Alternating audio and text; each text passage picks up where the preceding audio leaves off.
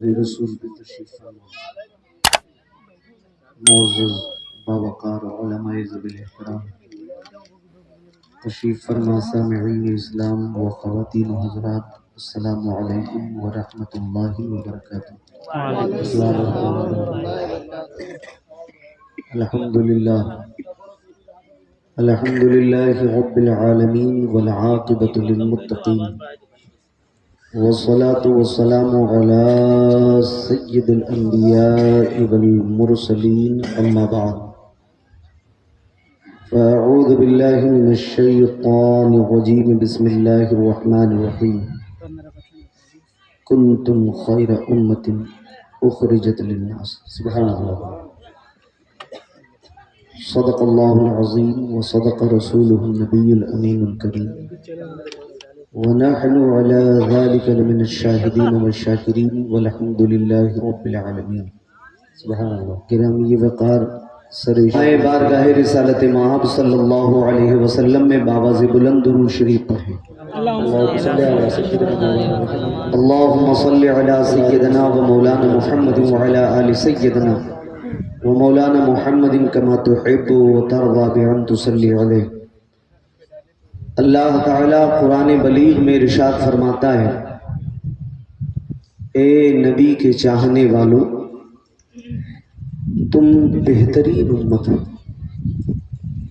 پچھلی تمام امتوں میں۔ آپ سے پہلے جتنے نبیوں کی امتیں آئی ہیں،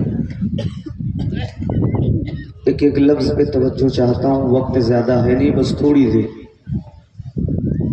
بڑے سنہرے ماحول میں آپ بیٹھے ہیں کہ آج کی نشست ایک مرد شہید کے حضور میں گزر رہی ہے، سبحان اللہ۔ ظاہر سی بات ہے، شہادت زیر کا نام نہیں ہے، شکست کا نام نہیں ہے۔ شہادت اکثر فاتح بن کے چمکتی ہے، سبحان اللہ۔ بہت جس میں سے ایک شکل اداہرن کی آپ کربلا دیکھ لیں، تو شہید بھی وہی ہوتا ہے جو مرد ہو۔ مجاہد ہی کو مرد کہتے ہیں، سبحان اللہ۔ اور الحمدللہ گنگول کی سرزمین اسی لیے روشن و تابناک بنی ہوئی ہے کہ یہاں پر ایک اللہ کا مقرب بندہ شہید مرد بن کر کے لیٹا ہوا، سبحان اللہ۔ اور آج آپ اس پیاری سی شب میں اپنے رب سے ارادہ کر رہے ہیں، اور صبح عید الفطر کی نماز سے رب کی بارگاہ میں وعدہ کرنی ہے۔ بڑی رحمتوں اور رفعتوں بھری شب ہے۔ آج کی شب میں 30 دنوں کے حصول کا شمار کر کے اللہ اپنی رحمتوں کی خیرات لٹاتا ہے۔ اللہ تعالیٰ، میں بڑی خوشی محسوس ہوئی جب مولانا شیخ محمد صاحب نے اس شب میں مجھے دعوت دی، ورنہ کئی دنوں کے تھکے ہارے آج تراویح بھی نہیں ہونی تھی، عشاء پڑھ کے سو چکے ہوتے، اور وہ خیرات لٹاتا رہتا، ہم بستروں پہ خراتے لیتے۔ یہ ساری نیکیاں بھلائیاں ہمارے بھائی محمد اسلم صاحب کی جانب جاتی ہے کہ آج کی رات ایسا ماحول انہوں نے دیا ہے کہ ہم ایک ولی کی بارگاہ میں بیٹھ کر شب بیداری کر کے اس کی نعمتوں کا حصول کر رہے ہیں۔ بہت بڑی رات ہے آج، کیونکہ اللہ فرماتا ہے، حضور نے فرمایا، الصوم لی وانا اجزی بہ، سبحان اللہ۔ نیکیوں کے پانے کے توجہ ایک ایک لفظ پہ بس تھوڑی دیر کے لیے، ایک ایک نعمتوں پہ ایک گنا نیکی، 2 گنا نیکی، 3 گنا، 10 گنا، 100 گنا۔ آپ ایک نیک عمل کریں تو حد سے زیادہ تجاوز ہو گئی تو 700 گنا اس کا ثواب ہے۔ یہ آخری لمٹ ہے۔ ایک نیکی کرنے پر آپ کو اللہ تعالی 700 गुना उसका जजा देता है। ये आखिरी है, हद है। किसी को एक अमल पे मौला खुश हो जाए तो 10 नेकी मिली, किसी को 20, किसी को 100। आखिरी जो हिसाब है इस अमल का वो 700 गुना है। और रमजान के महीने में अल्लाह फरमाता है कि अस्सौमु ली, हुजूर ने फरमाया व अना अजज़ बिही, बंदा रोजा मेरे लिए रखता है, मैं उसकी जजा खुद देता हूँ। सुभान अल्लाह। वहाँ पे न कोई कैद है न शुमार है। बाज़ उलमा ने इसको बजाय अज्जा पढ़ने के बजाय उज्जा पढ़ते हैं कि अस्सौमु ली व अना उज्जा बिही। अल्लाह फरमाता है कि बंदा रोजा मेरे लिए रखता है, मैं खुद उसका जजा हूँ। जिसे खुदा मिल गया उसे सब मिल गया। तो ये वो शब है, पाने की रात है। तो कुरान बलीग में रब फरमाता है कि ए नबी के चाहने वालों, तुम्हारे लिए तुम बेहतरीन उम्मत हो। और वाज़े कलमात भी अदा फरमा दिए इसलिए कि तुम अच्छाइयों का हुक्म देते हो, बुराइयों को रोकते हो और एक वहदहू ला शरीक ला पर ईमान रखते हो। रहती दुनिया में इस आयत का तर्जुमा किया जाएगा, ये आयतें पढ़ी जाएंगी और अल्लाह ने जिस अंदाज में इस उम्मत की तारीफ कर दी है, बताइए तुम्हारे तारीफ का खुतबा कुरान में क़यामत तक पढ़ा जाएगा। ये हमारी किस्मत है कि दुनिया में थोड़ी देर के लिए कोई किसी की तारीफ कर दे, बंदा फूले नहीं समाता है। भाई साहब, थोड़ी देर के लिए अगर खड़े रहे, हम किसी को पहचान ना पाए, वो टोक के कहता है कि भाई आपने मुझको नहीं पहचाना।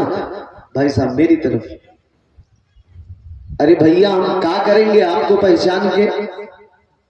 आप खुद अपने आप को पहचान लो तो कोई कामयाबी मिले।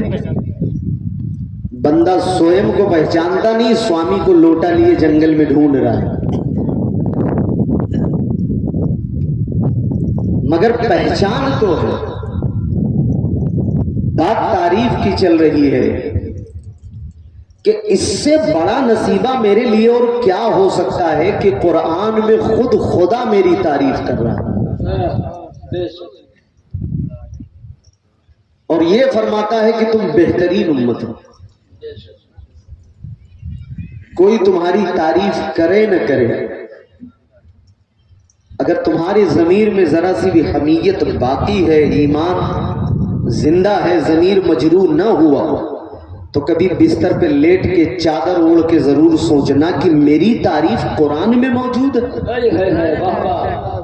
किसी महफिल में कोई मेरी तारीफ करे न करे, कोई समाज मेरी तारीफ करे न करे, मेरा रब मेरी तारीफ कर रहा है और फरमाता है तुम खैरा उम्मतिन उखरिजत लिन्नास, ए मुस्तफा के मत वालो तुम बेहतरीन उम्मत हो पिछली तमाम उम्मतों में। हमारे लिए ये कितना बड़ा खुतबा है कि मेरी तारीफ न किसी नबी ने की न वली ने की, मेरी तारीफ खुद खुदा कर रहा है। अब आइए थोड़ी देर सिमट के लिए गौर करें इस मौजू पर कि अगर अल्लाह ने मेरी तारीफ की है तो हमारा हाल कैसा है, हम कैसे हैं। आप एक लफ्ज के लिए सोचा कभी ठहर करके, क्या हम तारीफ के लायक हैं? हमारे उसूल और ज़वाबित क्या इतने मुस्तहकम है कि हमारी तारीफ की जाए? नतीजा हमारी जिंदगी का तो इतना बुरा हो गया है कि आज हमने अपनी पहचान खो दी, असलाफ का नक्शे कदम खो दिया, हमने सुन्नत और शरीयत का रास्ता भुला दिया। उसके बावजूद भी आज कुरान में मेरा जिक्र मौजूद है कि तुम बेहतरीन उम्मत हो। मैं तुमसे पूछना चाहता हूं कि रमजान का महीना गुजरा, अब जिंदगी वफा करेगी तो 1 साल के बाद हमें फिर देखने को मिलेगा। میں آپ کو تھوڑی دیر کے لیے جھنجھوڑنا چاہتا ہوں کہ اپنے آپ کو پہچانیں. اور آج کل ضرورت ہے اپنی خوابیدہ قوم کو جگایا جائے.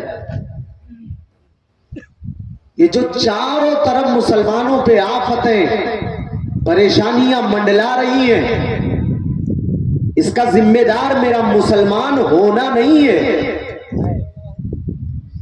یا اس کا قصوروار میرا اسلامی ہونا نہیں ہے.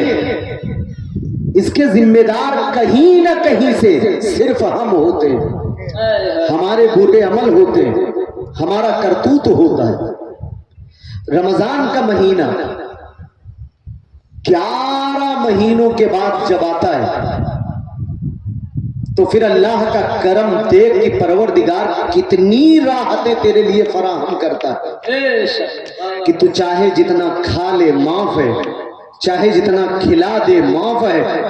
رحمتیں بڑھ گئی. اور پھر اے بندے تو 11 مہینے تک گناہوں کے دلدل میں پھنسا رہا اور میں نے تیرے لیے ایک بہترین راستہ بنا دیا. اور کیسے فرمایا کہ تجھے بہکانے کے لیے 2 عوامل تھے. توجہ، تجھے بہکانے کے لیے 2 تمہارے کھلے دشمن تھے. اور فرماتا ہے اذا دخل شہر رمضان، جب رمضان المبارک شروع ہوتا ہے تو اللہ تعالیٰ کچھ فیصلے صادر فرماتا ہے اور فرماتا ہے فتحت ابواب الجنہ، جنت کے دروازے کھول دیے جاتے، وغلقت ابواب جہنم، جہنم کے دروازے بند کر دیے جاتے. بھائی صاحب توجہ، وسلسلۃ الشیاطین، اور اس مہینے میں شیطانوں کو زنجیروں سے جکڑ دیا جاتا ہے. ارے بھائی روزہ ہم رکھتے ہیں، ہمارا کیا تعلق؟ نماز ہم پڑھتے ہیں، ہمارا کیا تعلق شیطان سے؟ اور اس روزے کا کنیکشن کیا ہے جو اللہ تعالیٰ رمضان کے شروع ہوتے ہی شیطان کو زنجیروں سے جکڑ دیتا ہے؟ فرمایا نہیں، یہی تجھے بہکا رہا تھا، یہی تجھے گناہ کی طرف لے جا رہا تھا. میرے بندے کچھ تو ارادہ تو کر میری طرف آنے کا. دیکھ میں نے تیرے لیے نیکیوں کو اتنا آسان کر دیا کہ جو تجھے بہکا رہا تھا 1 مہینے تک اسے بھی زنجیروں سے جکڑ دیا. اب ایک جو باہری تیرا دشمن تھا اس کو تو زنجیروں سے جکڑ دیا، اب ایک بچا ہے اندر والا، اندر والا وہ ہے تیرا نفس. نفس 2 تیرے دشمن تھے. اب یہ جو خارجی دشمن تھا شیطان، اس شیطان کو بھی شیطان بنایا کس نے؟ شیطان کو شیطان بنایا کس نے؟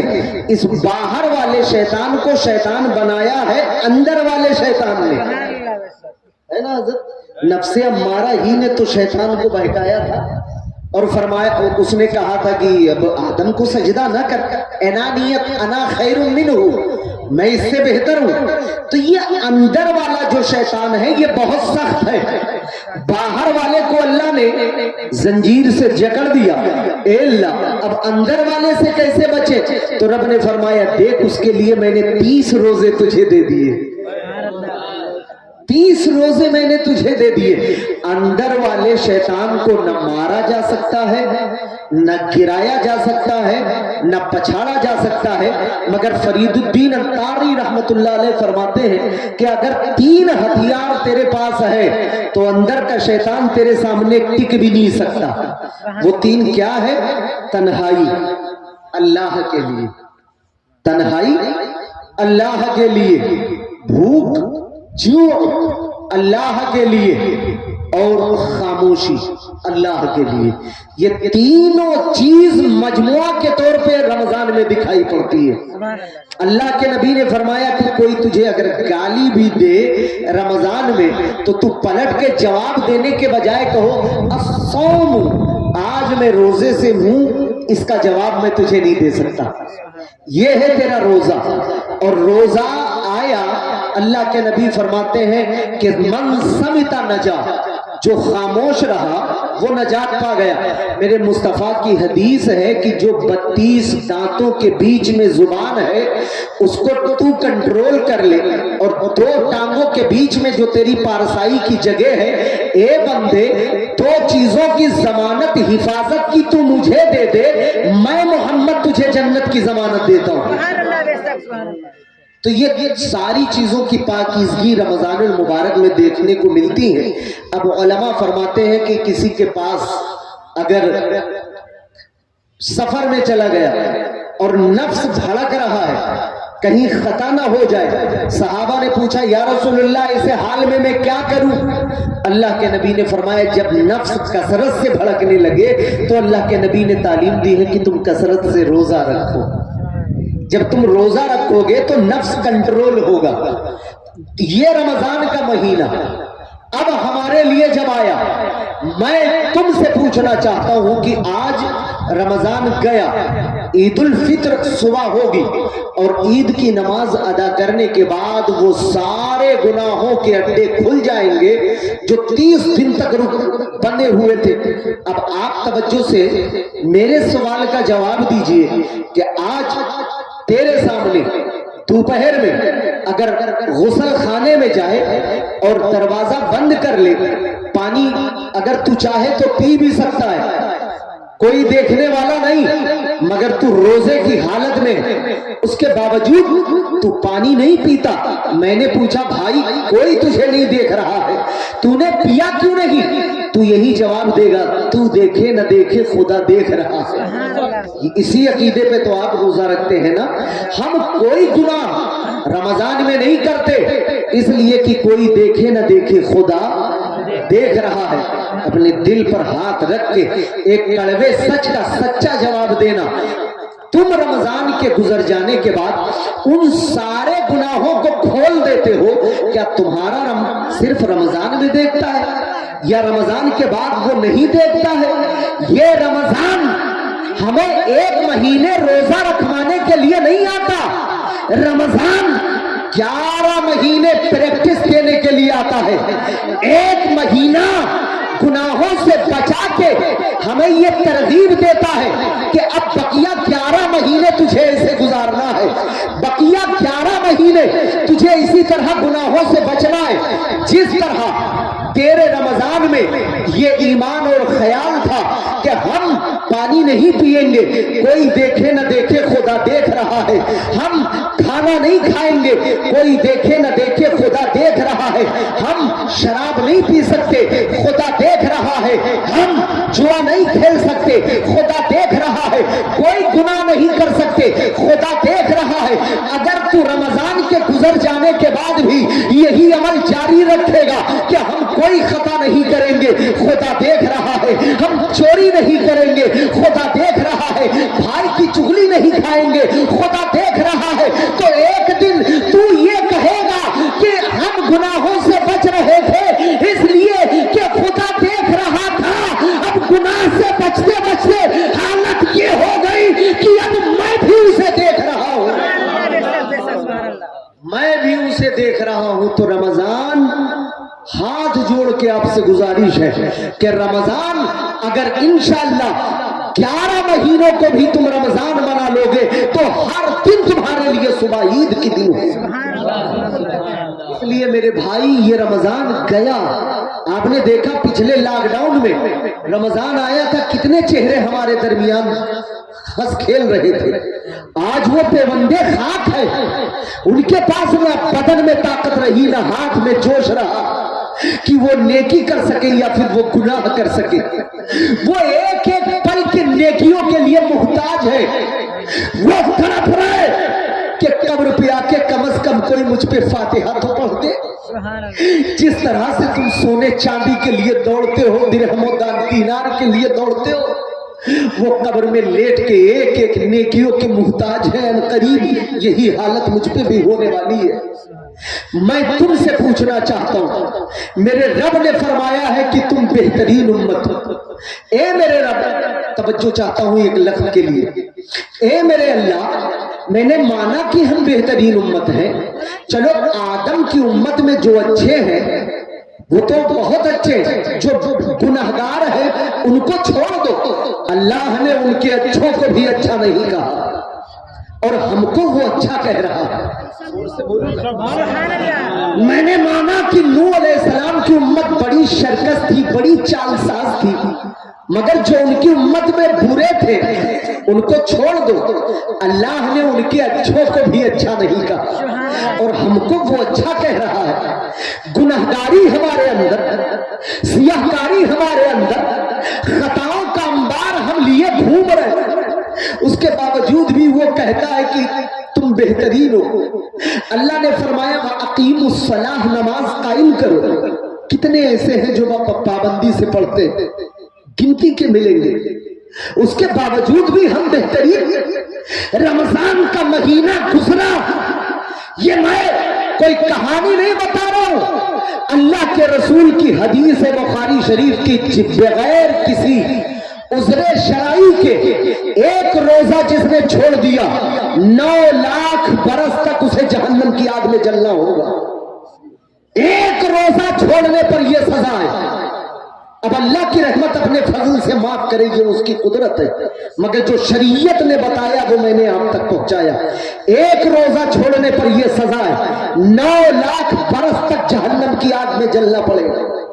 میں تم سے پوچھنا چاہتا ہوں، اسلامی اگر حکومت ہوتی کھلے عام کھانے والوں کو گردن مار دی جاتی، شرم نہیں آتی کہ کھلے عام تم نے کھایا، ان روزے داروں کا دل دکھایا؟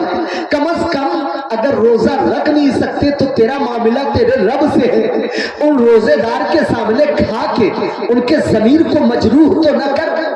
اس کے باوجود بھی ہم روزہ نہ رکھیں، ہمارے پاس دولت ہونے کے باوجود ہم زکات نہ دیں، پھر بھی اللہ کہہ رہا ہے کہ تم بہترین ہو، تم لاجواب ہو، تم میچلیس ہو، تم سب سے بہتر ہو۔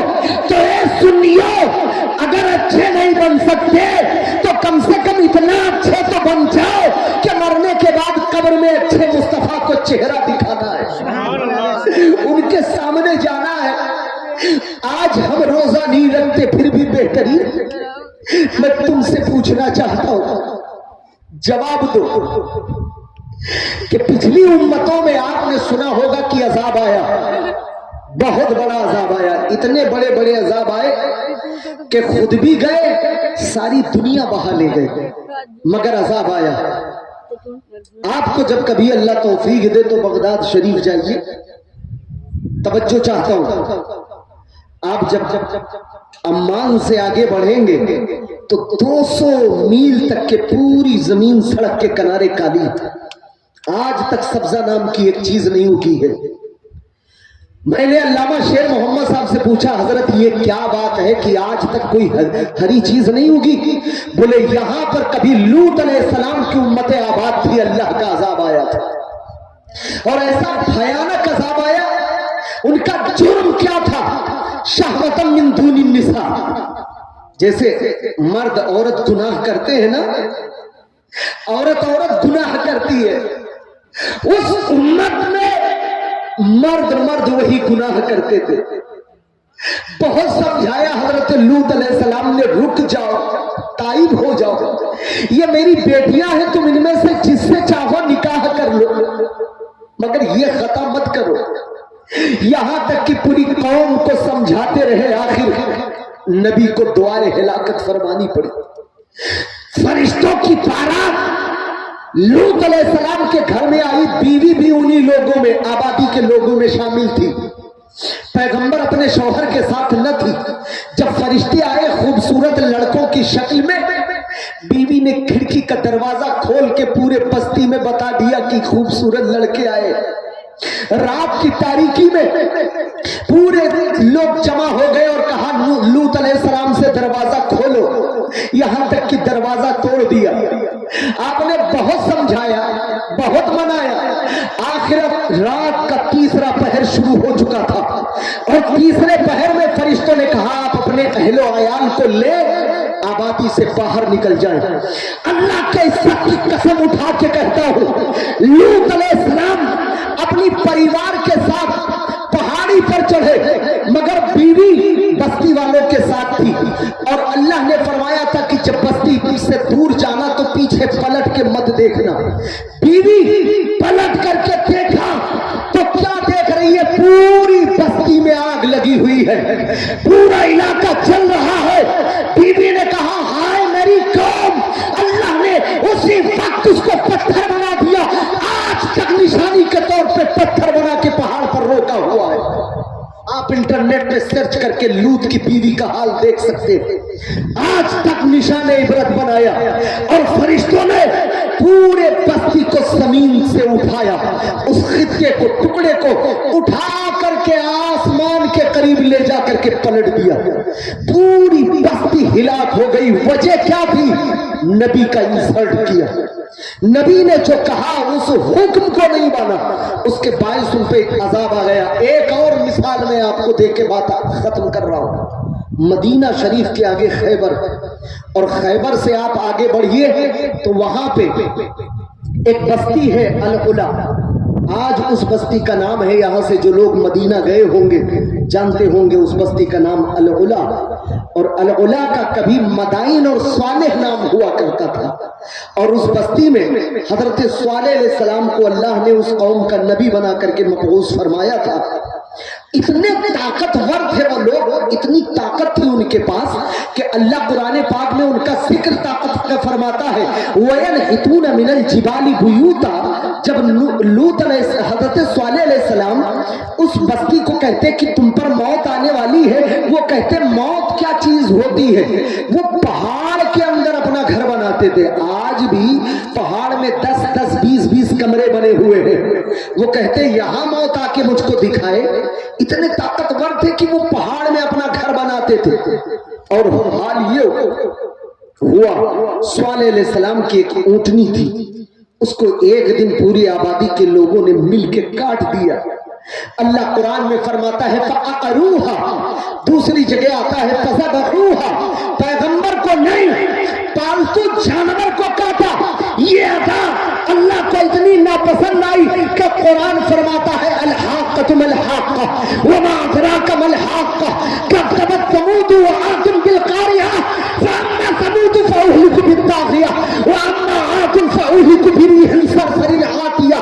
اللہ نے ان پر ایک ایسی آندھی مسلط کر دی، 7 دن 7 days 7 nights، 7 دن 7 رات تک مسلسل ان پہ آندھی مسلط رہی، اور وہ قوم ہوا کے جھونکوں سے اوپر جاتی اور پہاڑ سے ٹکرا کے جب وہ قوم زمین پر گرتی تو ایسا لگتا تھا کہ کوئی پھل ٹوٹ کے زمین پر گر رہا ہے۔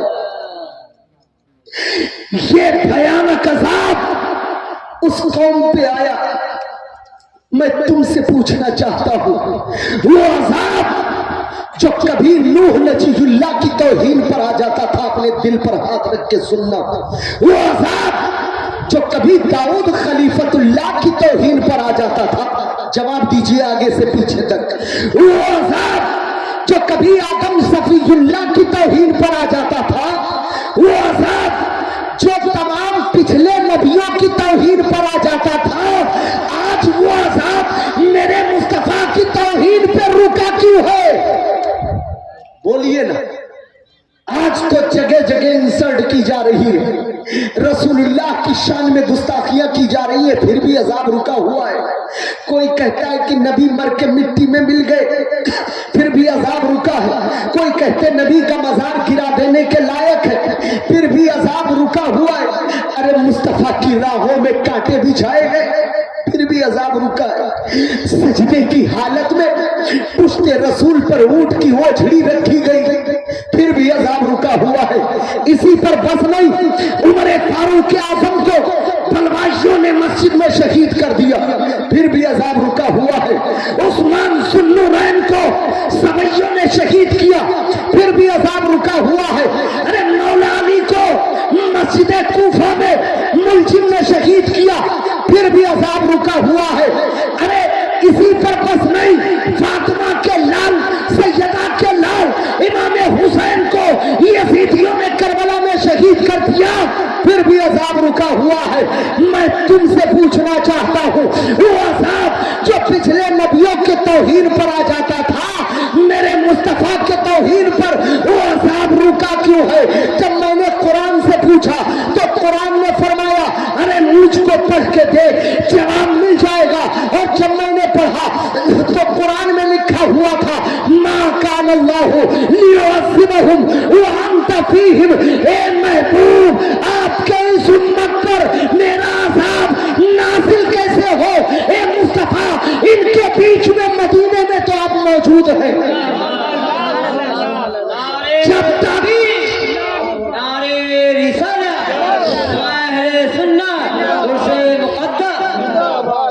جب تک مدینے میں مصطفیٰ کا روضہ موجود ہے تب تک آسمان سے کوئی بلا نازل نہیں ہو سکتی ہے۔ یہ مصطفیٰ کے کرم سے رب نے وعدہ لے لیا ہے۔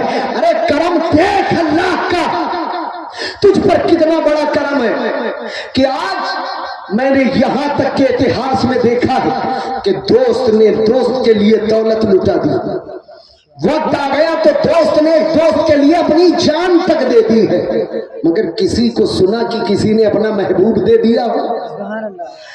ارے سب کچھ دے سکتا ہے دوست کے لیے، دوست اپنی جان دے دے گا، اپنی جوانی نچھاور کر دے گا، مال و دولت لٹا دے گا، مگر کوئی محبوب مانگ کے دیکھ لے دشمنی ہو جائے گی۔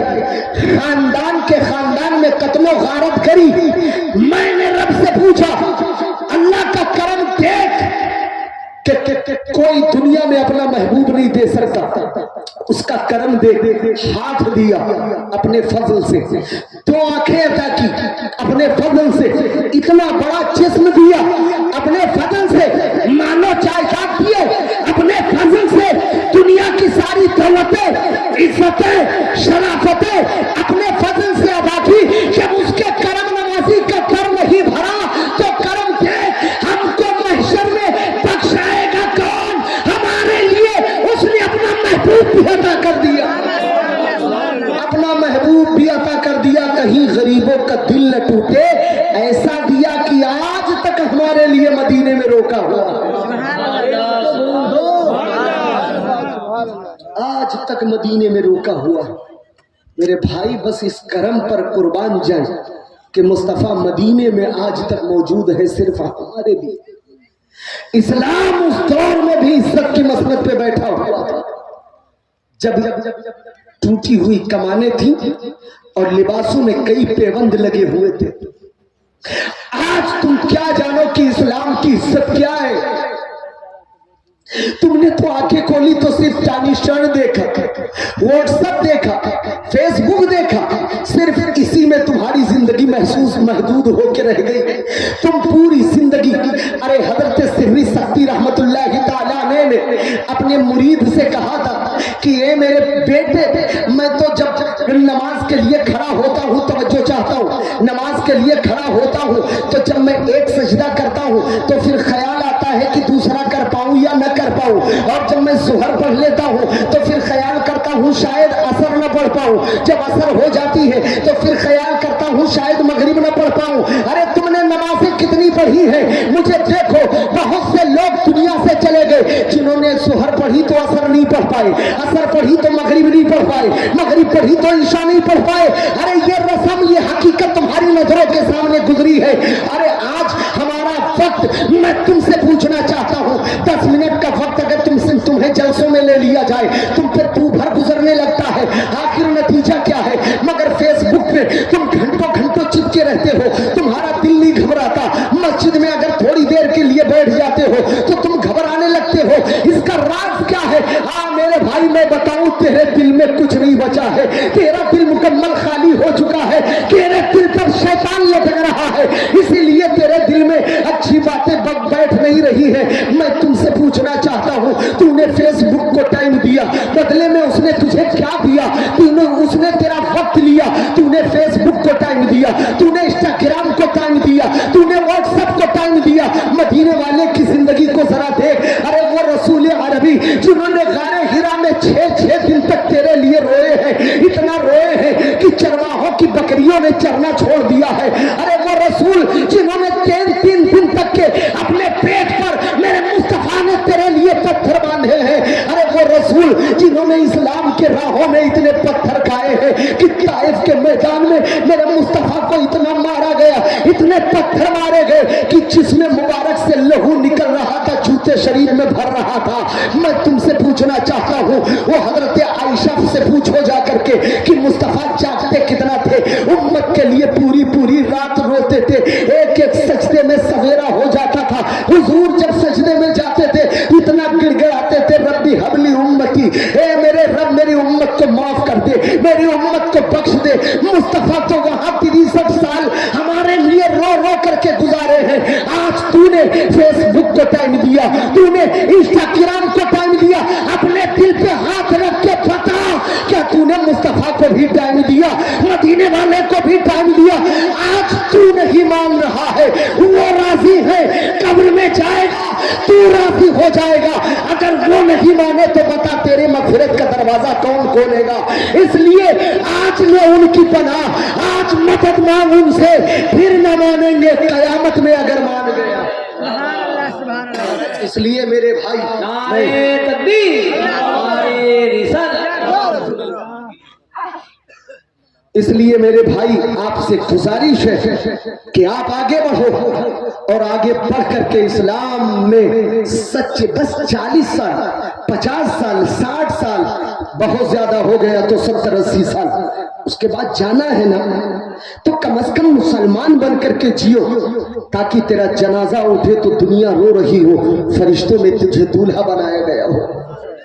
اپنی زندگی کیوں برباد کر رہے ہیں؟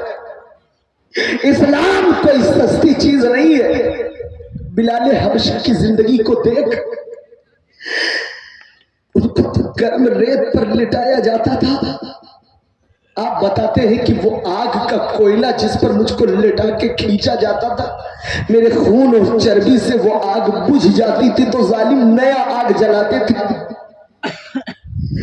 حضرت یاسر رضی اللہ تعالیٰ عنہ کی بیوی حضرت سمیہ, یہ اسلام کی پہلی شہیدہ ہے. ان کے شہزادے حضرت عمار چھوٹے تھے. ابو جہل حضرت یاسر رضی اللہ تعالیٰ عنہ کو گھر سے پکڑتا, 4-6 مسلمان ہوئے تھے مکے میں, اور لے جا کے مکے کی پہاڑیوں میں کھڑا کر کے بے تحاشا مارتا. ایک دن رسول عربی کو برا بھلا کہنے لگا. حضرت یاسر نے صرف اتنا کہا کہ مصطفیٰ جان رحمت کی شان میں میرے سامنے گستاخی مت کر. اتنا سننا تھا کہ اتنا مارا کہ حضرت یاسر شہید ہو گئے. اور حضرت سمیہ نے جب اپنے شوہر کا انتقال دیکھا, وہ باہر نکل آئی, مکے کی گلیوں میں رونے لگی اور ابو جہل کو برا بھلا کہنے لگی. اس ظالم نے 2 اونٹ منگائے اور ایک پیر میں رسی, اونٹ کی ایک طرف حضرت سمیہ کے دوسرے اونٹ کی رسی دوسرے پیر میں. دونوں اونٹوں کو 2 طرف جانے کا حکم دیا, بیچ میں ایسا نیزہ مارا. یہ اسلام ہے. اسلام 2 حصوں میں حضرت سیدہ سمیہ ہو گئی. بہت چھوٹے تھے حضرت عمار, اور الحمدللہ تینوں کے تینوں صحابی ہیں. تینوں صحابی. حضرت عمار رضی اللہ تعالیٰ عنہ کے لیے آگ کا تنور جلایا گیا, اور آگ کا تنور جلا کر کے حضرت عمار کو قریب لے جا کر کے ابو جہل نے کہا, کہو محمد اللہ کے رسول نہیں ہے. بچے تھے, چھوٹے تھے, ڈر کی وجہ سے کہہ تو گئے کہ محمد اللہ کے رسول نہیں ہے. اتنا سننا تھا, جان امان تو ہو گئی. نبی کی بارگاہ میں پہنچے اور کہا میں نے مجھ سے یہ خطا ہو گئی ہے. میرے سرکار تب تک کہ نبی پاک نے فرمایا قلنا یا نار کونی بردم سلام علی آل یاسر, اے اللہ آگ کو حضرت عمار کے لیے سلامتی والی بنا دے. وہاں سے پہنچے نبی کی بارگاہ میں, مجھ سے یہ لفظ نکل گیا ہے. آپ نے فرمایا پھر بھی اسلام سے باہر نہیں ہوئے. حضرت عمار رضی اللہ تعالیٰ عنہ کا یہ حال, حضرت یاسر کا یہ حال. جب سید الشہداء امیر حمزہ شہید ہو گئے اور احد کے سرزمین پر 70 صحابہ کی لاش پڑی ہے, ایک قبر کھودی گئی لمبی, کفن تک میسر نہیں تھا. حضرت امیر حمزہ رضی اللہ تعالیٰ عنہ جو حضور کے چچا ہیں, کفن تک موجود نہیں تھا احد میں کہ ان کو کفن دیا جاتا. یہ اسلام کی بے کسی تھی, پھر بھی اسلام عزتوں کی مسند پہ بیٹھا ہوا تھا. حضرت امیر حمزہ کو جب قبر میں اتارا گیا تو حضور کی پھوپھی حضرت صفیہ رضی اللہ تعالیٰ عنہ 2 کفن 2 چادر لے کر کے آئی.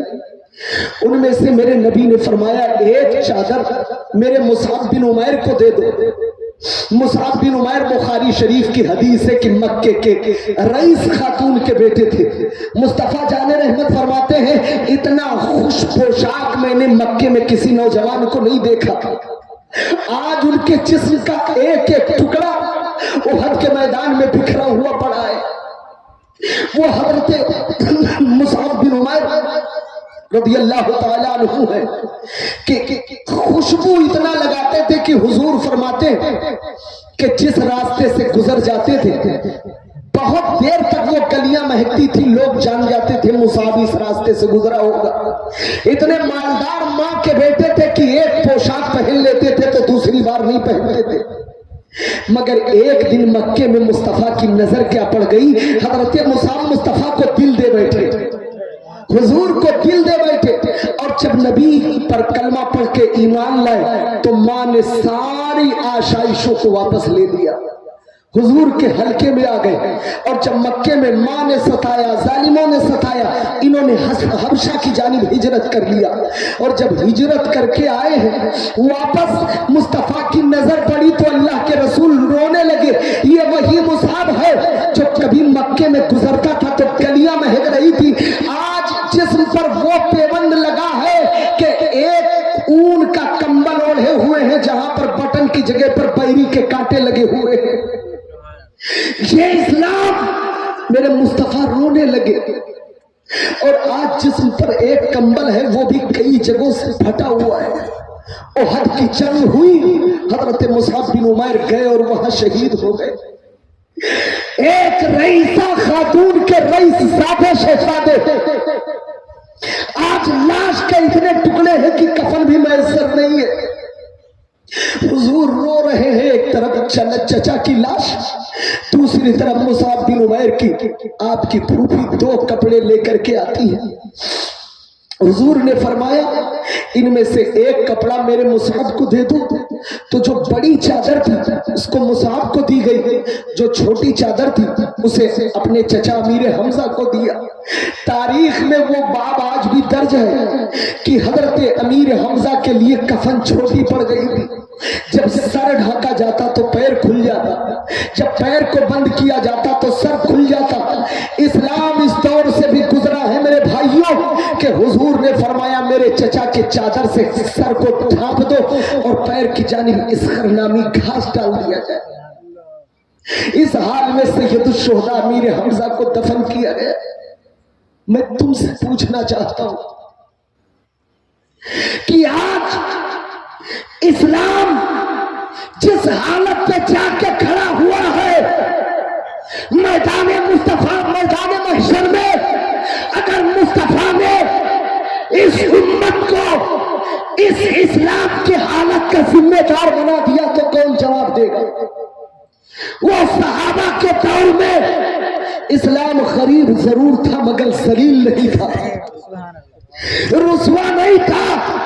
25 करोड़ होने के बावजूद भी हमें ताकत की जरूरत नहीं है, हमें हथियार की जरूरत नहीं है। जो मेरा असलहा था ईमान, उसको मैंने छोड़ दिया है, इसलिए हम जलील हो चुके हैं। अरे हम कहते हैं, बुखारी की हदीस है कि जब मेरा रब मुझसे रूठता है तो मेरी दौलत नहीं लेता, मेरा रब जब रूठता है तो मुझसे मेरी प्रॉपर्टी नहीं लेता, मेरे अहलो आयाल को मौत नहीं देता। जब मेरा रब रूठता है तो सजदे की तौफीक छीन लेता है। बोला इस दौर से भी उम्मत गुजरी कि नहीं गुजरी? इससे बड़ी दलील और सनद कहां से लाओगे कि वो तुमसे रूठा हुआ है? मैं तकरीर करने नहीं आया, बस सिर्फ जमीर झिझोड़ने आया हूं। मेरे भाई, मैं तो पैदा हुआ जब से नहीं सुना कि काबे में ताला लगा। अरे काबे में ताला लग जाए बड़ी बात है, उस दर में कभी दरवाजे बंद नहीं किए गए जहां से खैरात सारी दुनिया को तकसीम की जाती है, मदीना। दुनिया ने उस इर्तिहाल दौर को भी देखा, मदीने को भी बंद किया गया। इससे बड़ी निशानी इबरत क्या होगी कि उसने तुझे अपने घर से भगाया, उसने तुझे अपने तन से भगाया। हदीस में मुस्तफा ने फरमाया दौलत नहीं लेता, उसे सजदे की तौफीक तुझसे छीन लेता। इसलिए अब मत कोसो کہ ظالم حکومت مجھ پہ آئی، اب مت کہو مجھ سے میرا ادھیکار کا ہنن کیا جا رہا ہے، اب کیوں چلاتے؟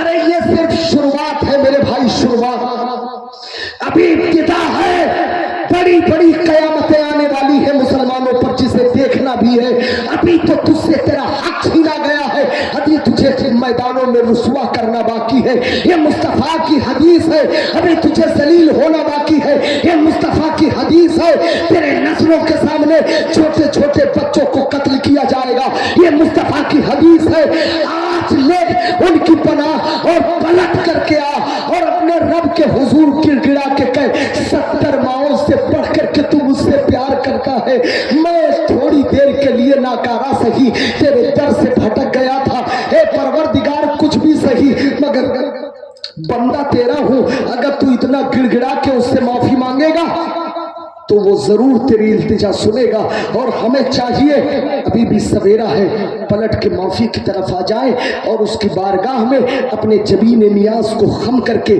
اس کو پکارے تو ہماری کھوئی ہوئی وراثت انشاءاللہ پھر سے واپس آ سکتی ہے میرے بھائی۔